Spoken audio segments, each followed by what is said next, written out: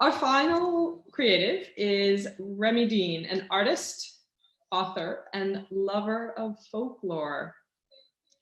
This is the second time that I've worked with him at Plas Bodfa.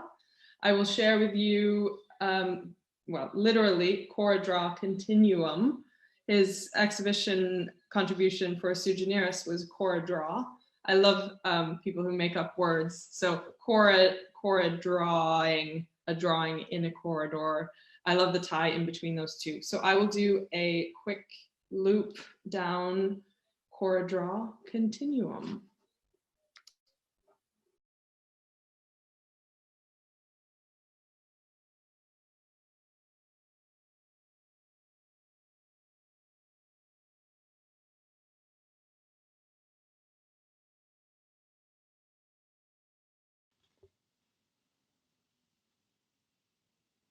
So walking down the hallway, we can see the first of the drawings. Drawing directly on the walls, one walks down the hallway as if in a trance. Remy uses asemic writing, which is a shadow, an abstraction of conventional writing. It communicates through aesthetics, not verbal or literal communication. I've had the pleasure of seeing Remy complete several of these drawings, and it's a literal dance between his hand, the writing implement, and the surface of the wall. The spheres draw you in. The quality of the line imitates language, so your brain registers it as something that should be read, though it goes directly to your subconscious.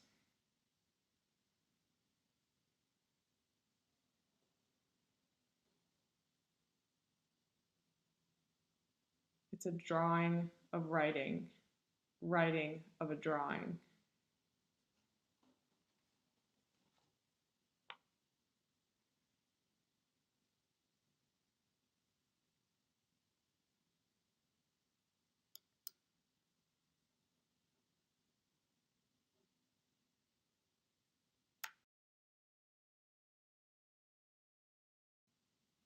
Going back along the core drawing.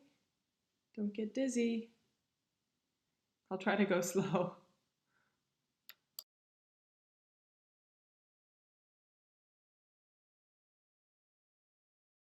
He will speak to us about his set of multiples,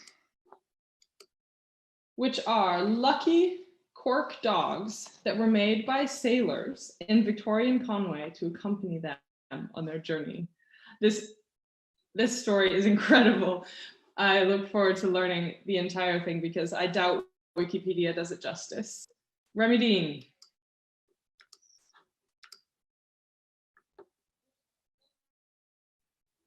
Hello, can you hear me? Perfect. Thank you, Julie.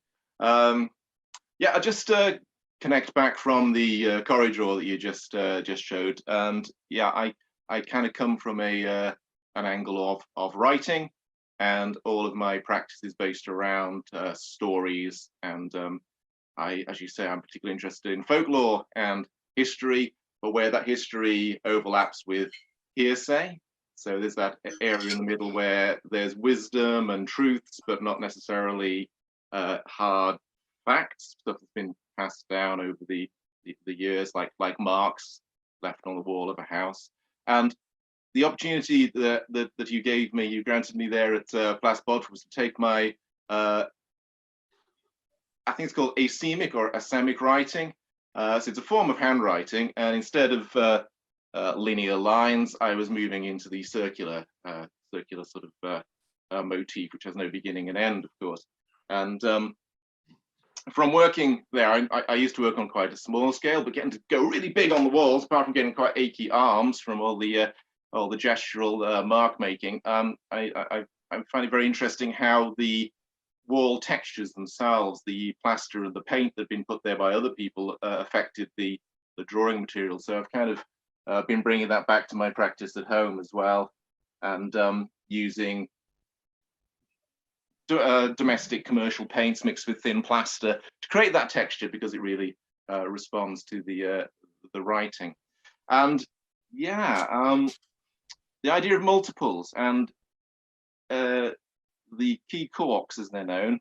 I should tell you a story about how they came about. I was working at a residency a while ago in Llandudno, and there was a few other artists involved, and being the writer, they put me in the bar area, of course, and it was a derelict house. I like working in houses that are in transition, that have been one thing, that are becoming another, and looking at that history and the hearsay and the folklore and the heritage associated with them, and finding stories woven in amongst all those different overlaps. And the bar in the derelict house, which used to be a RAF workman's club, the officers' club, I believe, was being refurbished with bar furniture that was taken from a derelict hotel nearby. And when they were delivering parts of that bar and the tables and the cupboards, something came out of the void in one of the pieces of furniture. And I thought, what could that be? It's a cork with some matchstick stuck in it, and it looks like it should be some kind of primitive animal. It looks almost kind of Neolithic totem of some sort of Ice Age beast. And then in another part of the furniture, I found this strange thing, which I thought, is that some sort of weird bunny, weird rabbit or something? It's got eyes, it's got ears. And then, through a little bit of playing, they fitted together and they made this little character.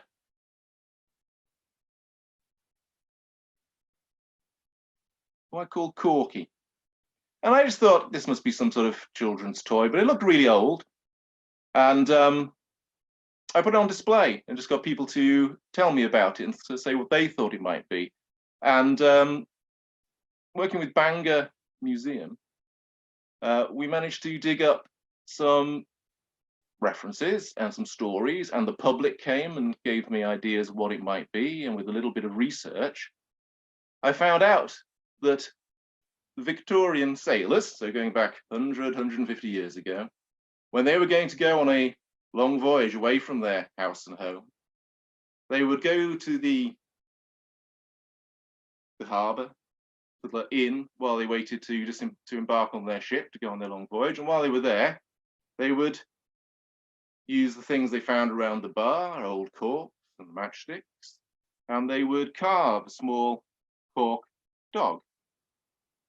And this was a something to do to pass the time, but also as a kind of non-verbal signal to other sailors that I'm going on a very long journey. You could buy me a drink, or 3 or 4. So it was a signal to other sailors that was what they were doing. So while they were carving this, they would have this on the table in front of them. People would buy them drinks, wish them luck, and then they would go onto their voyage. And they would take their little cork dog with them. And they were seen as a good luck charm because many reasons. What do corks do if they fall overboard or if the ship sank, whatever? Corks float. Corks float and become washed ashore. So it was a kind of a little good luck symbol of safety. And also dogs, they were always dogs, a symbol of fidelity, of hearth and home, and a safe return.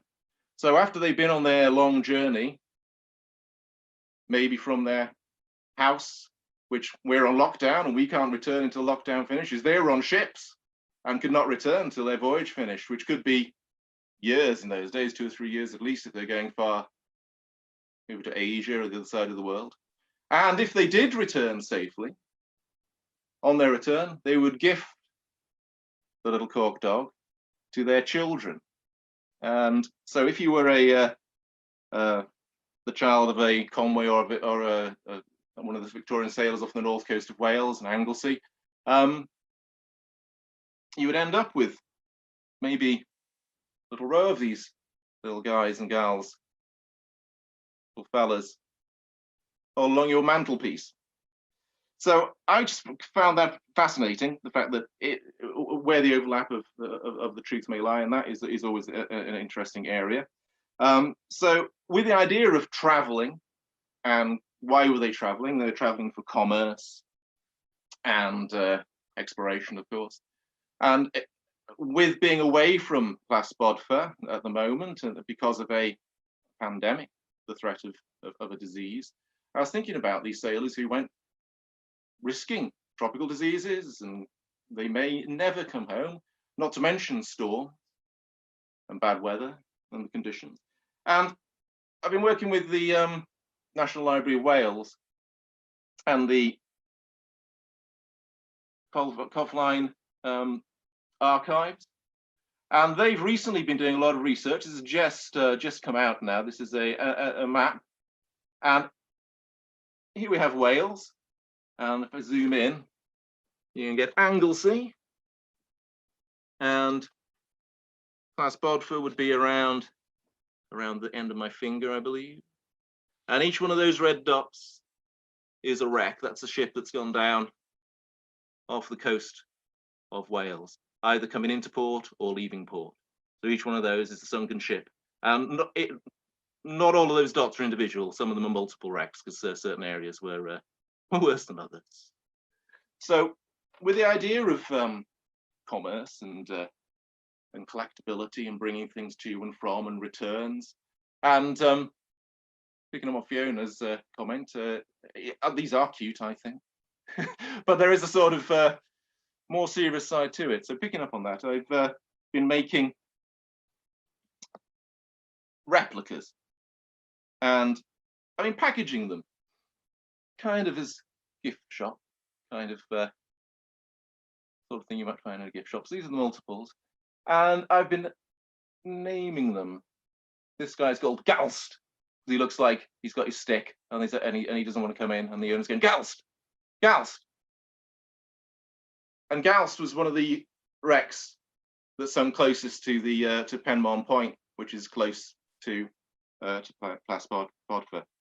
And likewise, this dog, yeah, she looks like a topaz. But again, the name of a 19th century wreck. So there's a poignancy as well as a cute sort of aspect to maybe looking after these guys and adopting them. So commerce, commerciality, product, all that kind of thing. So one of the hardest things about making these, of course, is drinking enough wine to source the corks. And you'll notice that these are in progress. This is the I've made 10 of these. I usually make these when I'm involved with a residency, so I'm kind of treating this as a residency. So it's a limited edition 10. And when I put their eyes on, they end up looking like sort of undead zombie dogs. So I actually hand them over once they're built to my daughter, who is an illustrator, and she brings them to life with their expressions. So she responds to the shape and size of the animals, and gives them their character. So they're the multiples, and the idea and the link with Plas Bodfa is just that obviously it's an island off the coast of Wales, and is surrounded by all this history which is submerged. So it's like I was talking about the past and the history and the heritage. We know a little bit about these boats. We don't know much about who was on them, whether they survived or not. We just know where the wrecks are. And one little aside is the very first submarine ever sank just off the coast of Anglesey as well, on its way from the docks in Liverpool on its first test run, and it didn't quite make it, and it's somewhere off the coast of Anglesey. That was called Resurgam, a little 2-man submarine. So with the research and the folklore, you can Google them. You'll find articles that I've written about them, but also they come with a story which is individual to this edition, and that comes in a little presentation sort of story. So yeah, and the other thing I wanted to do was to pick up on the asemic writing and produce a series of sculptural models as well, which picked up on that only away from Plas Bodfa, but they're still in progress. So we shall have to await developments there. So yes, absolutely fascinated to listen to the other artists there, particularly the latex on the walls and the use of silk, and fascinating. So thank you very much, and thank you, Julie, for giving me these opportunities and for expanding my practice. Much appreciated. Good. I think we're all being expanded during this time, whether we like it or not. Thank you so much, Remy. That was amazing. Yes, my own dog's he's gone. The door's open. He's seen the sunshine in the garden, so he's away. Yeah, exactly. I was hoping he'd be barking, giving us some sound effects, but amazing. Thank you so much, everyone. That was fascinating. I think I'd like to go by myself in a corner and watch it again, so I can see it properly. Thank you to all the viewers. So I'll leave you with a view Out the window. out the window.